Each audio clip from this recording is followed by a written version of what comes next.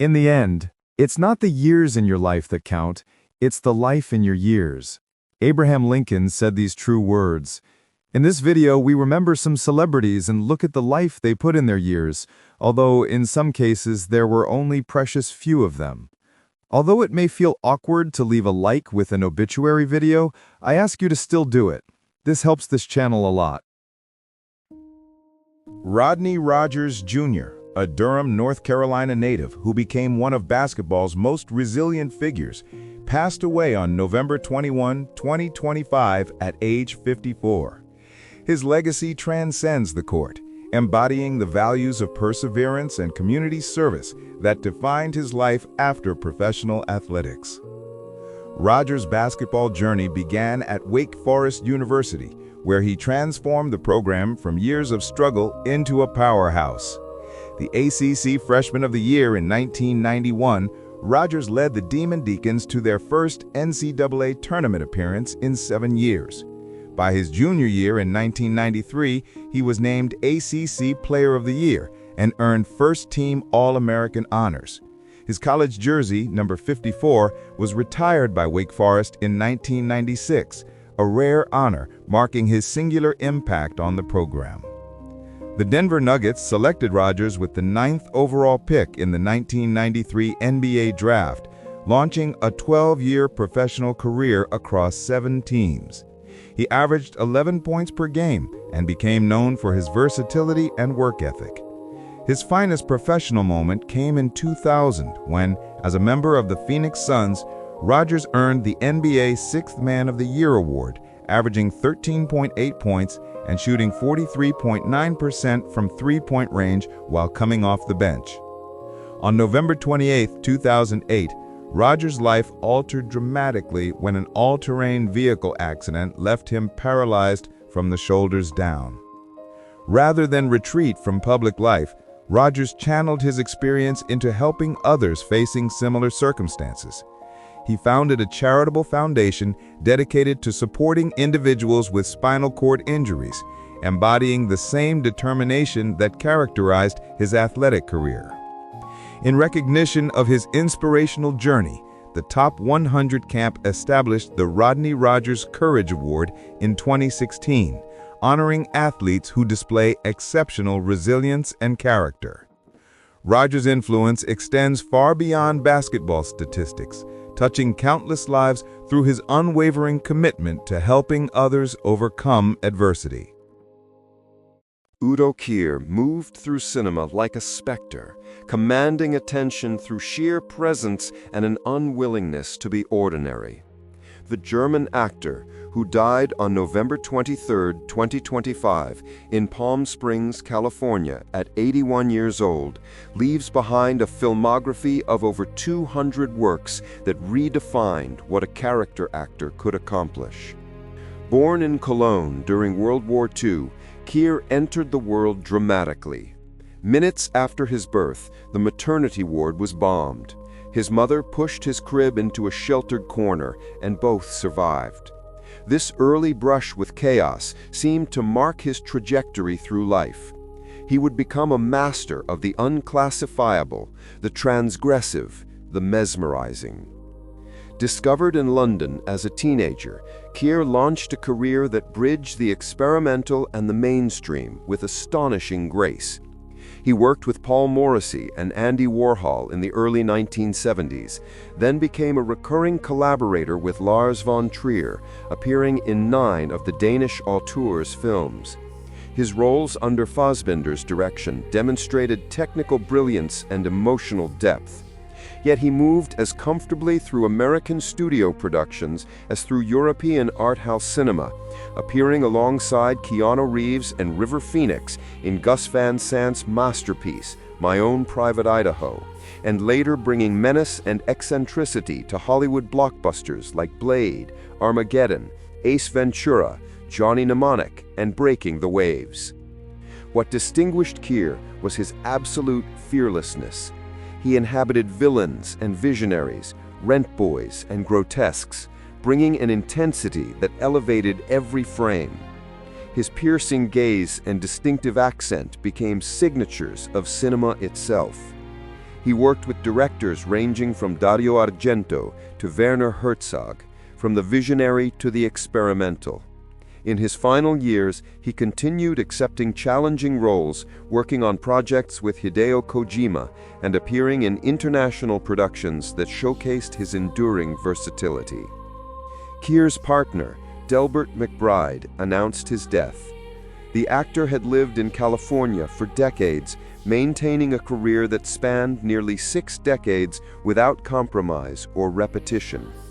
Cinema has lost an irreplaceable figure, a man who proved that eccentricity, grace, and artistic integrity could coexist in a single performer. Venus Martirosyan, the Armenian-American professional boxer who represented the United States at the 2004 Olympic Games and spent more than a decade competing at the highest levels of professional boxing, died on November 23rd. He was 39. Venus was born on May 1, 1986, in Aboyan, Armenia. His family immigrated to Glendale, California when he was 4 years old, settling in a community that would become the foundation for his boxing career. His father, Norik Martirosyan, had been an amateur boxer in Armenia and introduced his son to the sport at age 7, discovering a gym in their new hometown. Young Venus pursued boxing with remarkable discipline. He was homeschooled to focus entirely on his athletic development, becoming an 8-time national amateur champion and a Golden Gloves champion. At 18, he earned a spot on the United States Olympic team and competed at the 2004 Athens Olympics as a welterweight, sharing the roster with future champions Andre Ward and Andre Durrell. He finished his amateur career with an impressive record of 120 wins and 10 losses. Venus turned professional in 2005 at age 20, signing with Top Rank, the promotional company founded by legendary promoter Bob Arum. He trained under Freddie Roach, the celebrated boxing coach who also worked with champions like Manny Pacquiao and Julio Cesar Chavez Jr. Throughout his 13-year professional career, Mr. Martirosyan compiled a record of 36 wins, 4 losses, and 1 draw, with 21 victories by knockout. He challenged for world titles in the light middleweight division in 2013 and 2016, and once for unified middleweight championships. His final professional fight came on May 5, 2018, against Gennady Golovkin, the undefeated middleweight champion. Fighting on short notice in Carson, California, Venus demonstrated courage against one of boxing's elite competitors, performing better than many observers expected in the opening round before succumbing to Golovkin's power in the second round. Venus is survived by his siblings, including his brother Norik, who is also a professional boxer. Jimmy Cliff has departed, leaving behind a legacy that reshaped global music forever. Born James Chambers on July 30, 1944, in St. James, Jamaica, he rose from humble beginnings to become reggae's pioneering voice on the world stage. His death on November 24, 2025, from pneumonia at age 81, marks the end of an era for international reggae. Cliff's impact transcended music itself. His performance in The Harder They Come in 1972 introduced reggae to audiences worldwide at a moment when the genre remained largely unknown outside Jamaica. The film's soundtrack became a cultural watershed, establishing reggae as a legitimate musical force globally. This achievement alone would secure his place in history, yet his contributions extended far deeper. Throughout his career, Cliff crafted anthems that touched lives across continents. Many Rivers to Cross, You Can Get It If You Really Want, and I Can See Clearly Now became universal statements of resilience and hope. Each song carried authenticity and soul that audiences recognized across cultural boundaries. His cover of I Can See Clearly Now, featured in the Cool Runnings soundtrack in 1993, reintroduced his artistry to American listeners and reminded them why his voice mattered. His connection to American audiences deepened through decades of performances and collaborations. Bruce Springsteen incorporated his song Trapped into the historic We Are the World benefit album. His appearances on Saturday Night Live and extensive touring throughout North America demonstrated his ability to move diverse audiences across borders. 2 Grammy Awards for Best Reggae Album and Rock and Roll Hall of Fame induction in 2010 reflected the music industry's recognition of his unparalleled contributions. At his death, Cliff remained the sole living reggae musician to hold Jamaica's Order of Merit, the nation's highest honor for artistic achievement.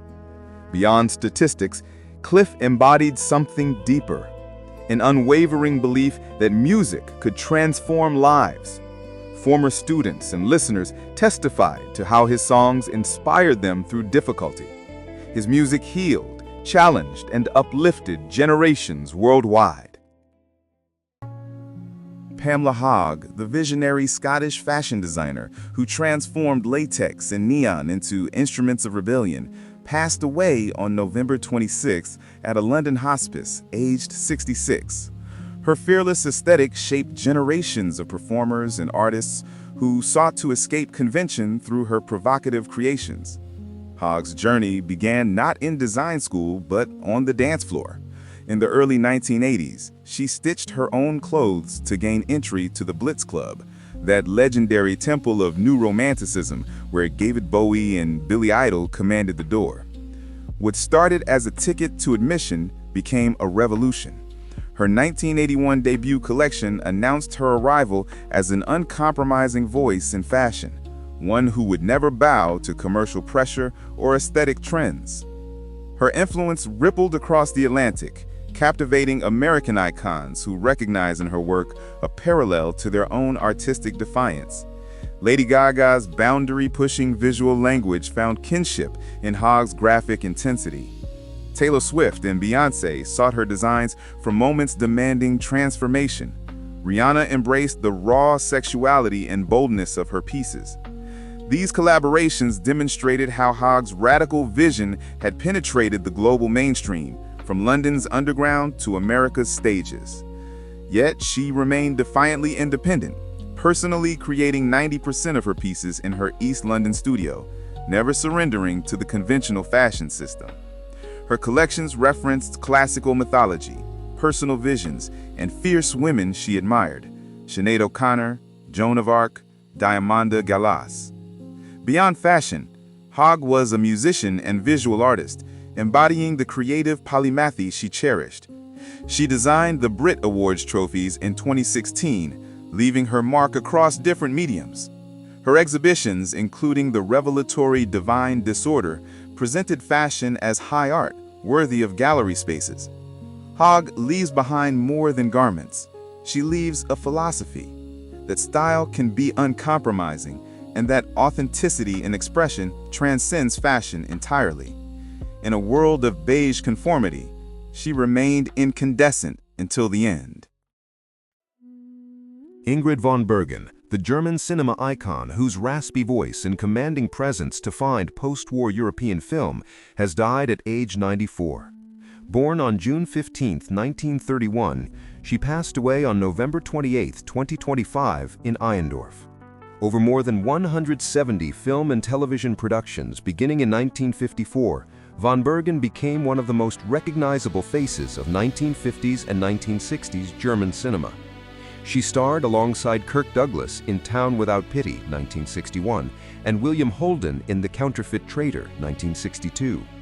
She charmed audiences in the comedy Roses for the Prosecutor, 1959, and later proved her dramatic range in director Rosa von Praunheim's horror Vakui, 1984. She was also a dubbing artist, lending her distinctive voice to international actresses, and briefly enjoyed success as a recording artist in the 1960s and 1970s. Born in the free city of Danzig, van Bergen survived World War II and its aftermath, carrying deep wounds from childhood trauma that she transformed into art. On February 2, 1977, in a moment of desperation, she shot her lover Klaus Knotz. Convicted of manslaughter, she served 5 years at Aichach Women's Prison in Bavaria before her release in 1982. Her return to acting after incarceration demonstrated a resilience that defined her later decades. van Bergen continually reinvented herself. In 2009, at age 77, she won Germany's I'm a Celebrity, Get Me Out of Here program. Beyond her professional achievements, van Bergen was a devoted animal lover and Buddhist who spent her final years on a farm in the Lüneburger Heide, sheltering over 100 animals. She was a vegetarian and environmental activist who lived according to her principles even as blindness came in her final months. Ingrid van Bergen's legacy encompasses artistic brilliance intertwined with human vulnerability. She embodied the capacity for redemption and transformation, proving that a life marked by suffering could radiate beauty and profound purpose. Leslie Fish, the musician and activist whose songs shaped science fiction fandom across the nation, died on November 29, 2025, at her home in Arizona. She was 72 and died in hospice care. Beginning in the early 1970s, Leslie Fish wrote and performed music that blended her passions for science fiction, anarchist philosophy, and social justice. Along with her band, the Dehorned Crew, she created the first commercial folk recording in 1976, Folk Songs for Folk Who Ain't Even Been Yet. Her 1977 album, Solar Sailors, included Band from Argo, a comic Star Trek parody that spawned more than 100 variations. Her song, Hope Airy, about humanity's future in space, became widely regarded as the closest thing to an anthem for American science fiction fandom. Throughout her career, she set to music poems by Rudyard Kipling and original compositions that wove pagan and anarchist themes into the folk tradition. She appeared regularly as a guest of honor at science fiction conventions, recognizable by her distinctive 12-string guitar, which she affectionately called Monster. Beyond music, she wrote influential fan fiction, including The Wait, an anarchist feminist Star Trek novel praised by scholars for its political sophistication and narrative complexity. She collaborated with authors including C.J. Cherryh on original science fiction and short stories. Leslie Fish was an active member of the Society for Creative Anachronism since the 1970s and maintained a project breeding domestic cats for intelligence. She married Robert "Rasty Bob" Ralston in 2011, and with him worked to develop an endangered species orchard at their Arizona home. Leslie Fish's legacy lives on through her music, activism, and the communities she helped build, continuing to inspire science fiction fandom with her distinctive voice and uncompromising vision of human freedom and potential. Sir Tom Stoppard, the Czech-born British playwright whose linguistic ingenuity and philosophical depth transformed 20th century theater, died on November 29, 2025, at his home in Dorset. He was 88. His death marked the end of a life that spanned continents, languages, and the greatest upheavals of modern history. From the moment his masterpiece Rosencrantz and Guildenstern Are Dead electrified audiences at the National Theatre in 1967, Stoppard established himself as a voice of uncompromising brilliance. His plays circled back again and again to the same essential questions. What does it mean to live authentically, to speak truthfully, to resist tyranny? Yet he never preached. Instead, he wove these concerns into dazzling theatrical tapestries, where absurdist humor danced with moral urgency, where word games concealed profound meditations on freedom and death. Born Tomáš Stroessler in the Czechoslovak town of Zlín, Stoppard was displaced by history in ways that shaped every page he would write. His father perished in Singapore during World War II.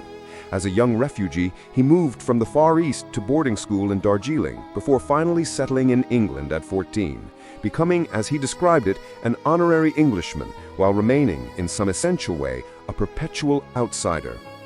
This doubled consciousness informed his greatest works: Arcadia, The Invention of Love, The Coast of Utopia, each exploring the collision between intellect and emotion, between what we know and what we feel. Stoppard's reach extended far beyond theater. His screenplay for Shakespeare in Love won an Academy Award. His adaptations and original work for film spanned from Brazil to Enigma. He was knighted in 1997 and awarded the Order of Merit in 2000, honors reflecting his towering influence across the English-speaking world. Yet nothing diminished his commitment to theater itself, that adjustable, uncontainable art he loved above all others. In 2020, at 83, he wrote Leopoldstadt, a shattering play about the Jewish community of Vienna, which finally transformed his long-buried family trauma into art. It was a final gift, a settling of accounts with history. Elden Jerome Campbell, the legendary center who graced the NBA courts for 15 seasons and captured an unforgettable championship, has passed away at the age of 57. Born in Los Angeles on July 23, 1968, Campbell embodied the spirit of his hometown, rising from Morningside High School to become one of basketball's most skilled and respected players. Campbell's journey to basketball prominence began at Clemson University, where he was the all-time leading scorer with 1,880 career points. The Lakers selected him 27th overall in the 1990 NBA draft, fulfilling a childhood dream of playing for his hometown team. Over 9 seasons with Los Angeles, Campbell proved himself an invaluable presence alongside basketball legends. His most productive stretch came from 1993 to 1998, during which he averaged 6.8 rebounds and 1.8 blocked shots per game. The 1996-97 season showcased his abilities alongside Shaquille O'Neal and Kobe Bryant when he averaged 14.9 points per game. Yet Campbell never rested solely on his contributions to the Lakers. His career spanned from Charlotte to New Orleans, Seattle to New Jersey, each stop a testament to his durability and skill. The pinnacle of Campbell's career came in 2004 with the Detroit Pistons, when he won his elusive championship ring. His defensive prowess, particularly against O'Neal, proved instrumental in that historic playoff run and the subsequent triumph over his former team. Throughout 1,044 regular season games and 106 playoff appearances, Campbell averaged 10.3 and 5.9 rebounds, while recording 1,602 blocks, ranking him 34th all-time in that category. Teammates and coaches remembered him for his calm demeanor and effortless grace. Campbell is survived by his wife, Rosemary, and their 4 children, Jaylee, Jael, Ariel, and Aaron. His legacy lives on in Clemson's record books, in Lakers history, and in the hearts of those who knew his character. Margaret Jane Wray, an acclaimed American dramatic soprano celebrated for her commanding Wagnerian portrayals, died on December 2, 2025 in Hudson, Wisconsin, after a battle with cancer. She was 62. Born on December 17, 1962 in San Antonio, Texas, Margaret spent her formative years in St. Charles, Illinois, graduating from St. Charles High School in 1981. She honed her craft at the University of North Texas and began her professional journey with the Houston Grand Opera. Her meteoric rise included winning the Metropolitan Opera auditions in 1985 and the Richard Tucker Award in 1989. Margaret debuted at the Met in 1987 as Annina in La Traviata, becoming a company staple with nearly 100 performances through 2010. Her roles ranged from Wagner's Sieglinde and Gutrune to Verdi's Amneris, showcasing her vocal versatility across Europe's premier houses, including La Scala, the Bavarian State Opera, and the Berlin State Opera. Collaborating with luminaries like Placido Domingo, Daniel Barenboim, and James Conlon, Margaret also excelled in concert with orchestras such as the New York Philharmonic and Boston Symphony. Offstage, she married William George Sames in 1991, raising 2 sons in Hudson, Wisconsin. Post-retirement in 2013, she nurtured new talent at the Phipps Center for the Arts and championed the St. Croix Valley Opera as a board member. Her passion for gardening mirrored her artistic cultivation. Margaret's profound impact is honored through the St. Croix Valley Opera's Margaret Jane Wray Fund, ensuring her legacy inspires future generations. She is survived by her husband, sons, mother, siblings, and countless admirers worldwide. Stephen Lee Cropper, known to many as the Colonel, left an indelible mark on American music before his passing in Nashville on December 3, 2025. Born in 1941 in Dora, Missouri, he moved to Memphis as a boy of 9, where the sounds of black church music would shape his artistic sensibility for the rest of his life. Cropper became the backbone of Stax Records during its golden age, first as a member of the Marquis with their 1961 hit Last Night, then as guitarist and producer for Booker T and the MGs. His fingers shaped the soul of an era. He played on Otis Redding's Sitting on the Dock of the Bay, co-wrote Knock on Wood with Eddie Floyd, and contributed to Sam and Dave's Soul Man. From 1961 through 1970, there was scarcely a significant record released by Stax that did not bear his creative fingerprint. Beyond the studio walls, Cropper's influence rippled across generations of musicians. Keith Richards called him Perfect Man. The Beatles expressed interest in recording with him. Rolling Stone ranked him 36th among the greatest guitarists of all time. His 7 Grammy nominations resulted in 2 wins, testimony to the respect he commanded from his peers. After leaving Stax in 1970, Cropper founded TMI Studios and worked with everyone from John Lennon to Ringo Starr, Tower of Power to Rod Stewart. In the late 1970s, he joined the Blues Brothers Band with Dan Aykroyd and John Belushi, bringing legitimacy to what began as a Saturday Night Live sketch. His decades with the group produced memorable albums and films that delighted millions.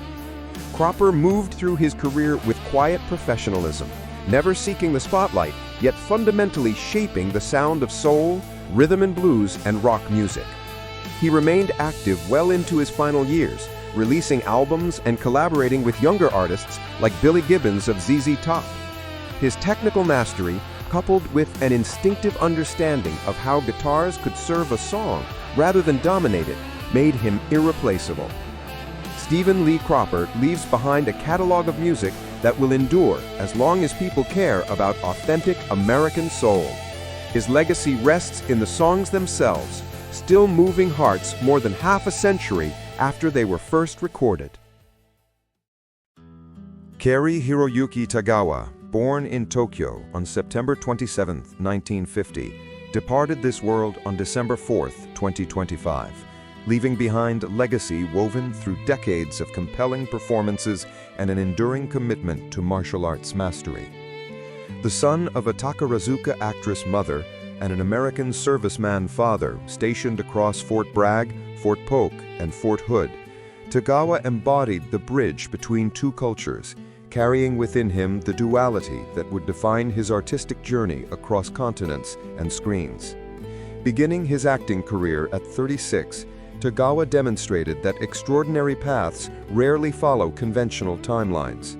His breakthrough came with Bernardo Bertolucci's The Last Emperor, marking the emergence of an actor whose piercing intensity and martial prowess would make him unforgettable as villainous characters. From the cold calculus of a James Bond nemesis in License to Kill to the supernatural menace of Shang Tsung in Mortal Kombat, Tagawa commanded darkness with dignity that elevated every role beyond simple antagonism. His filmography reads as a chronicle of cinema's most ambitious moments: Sean Connery's Rising Sun, the technological terror of Planet of the Apes, the cultural resonance of Memoirs of a Geisha. Yet Tagawa refused to be confined to film. He brought gravitas to The Man in the High Castle, where his portrayal of Trade Minister Nobusuke Tagomi anchored an alternate history with quiet authority, and Lost in Space, where he offered wisdom and complexity to the narrative. Beyond performance, Tagawa remained a devoted martial artist throughout his life. He studied under the legendary Masatoshi Nakayama and eventually developed his own discipline, Chun-Shin, blending martial arts with healing philosophy. This intellectual and spiritual dimension enriched everything he undertook, revealing an artist concerned with meaning rather than mere technique. In his later years, Tagawa embraced Eastern Orthodoxy and Russian citizenship, further testament to his embrace of transformation and cultural exploration. He maintained deep connections to his 3 children throughout his life. His death in Santa Barbara, following complications from a stroke, ended a remarkable arc that proved age was merely a number to a spirit continuously evolving. Frank Owen Gehry reshaped how the world encounters architecture. From his childhood in Toronto, surrounded by scraps of wood transformed into imaginary cities by his grandmother, to his passing in Santa Monica on December 5, 2025, his life embodied a relentless pursuit of beauty through unconventional means. He carried with him the immigrant wisdom of his parents, a Polish-Jewish mother who nurtured his artistic instincts, and a father who worked with his hands, and this heritage became the philosophical core of his revolutionary practice. Gehry's ascent reflected an American narrative of creative possibility. After driving a delivery truck in Los Angeles while studying at night, he discovered in architecture a language for expressing what museums and music had always stirred in him. His transformation of his own Santa Monica home in the 1970s, wrapping it in corrugated steel and chain-link fence, announced to the world that architecture need not apologize for rejecting marble and pretension. This audacious gesture opened a path he would walk for 50 years. The titanium curves of the Guggenheim Museum Bilbao, the soaring arcs of the Walt Disney Concert Hall, the ethereal glass pavilion of the Fondation Louis Vuitton. These structures do not merely stand, they breathe, they flow. They seem to defy the very laws that govern form and space. Yet beneath their sculptural drama lived a democratic impulse. Gehry designed youth orchestras for underserved neighborhoods and transformed his architectural vision into housing for those without homes. He won the Pritzker Prize, received the Presidential Medal of Freedom, and influenced a generation of architects to see possibility in materials once considered beneath notice. Critics called him the most important architect of his age. He called himself simply an architect who loved looking at paintings and listening to music, following the path his mother had illuminated decades earlier. Gehry's buildings will outlast the debates about his philosophy. They will shelter musicians and inspire visitors long after his meticulous hand has ceased its sketching. In them lives his stubborn belief that architecture could be both fierce and humane, sculptural and welcoming, revolutionary and rooted in human scale. Even though their voices have now fallen silent, their works, deeds, and memories live on in us. Our thoughts are with the families, friends, and fans. Follow the link to the right to see a secular requiem that honors celebrities who died in November 2025. A like and subscription would greatly help the channel. Thank you.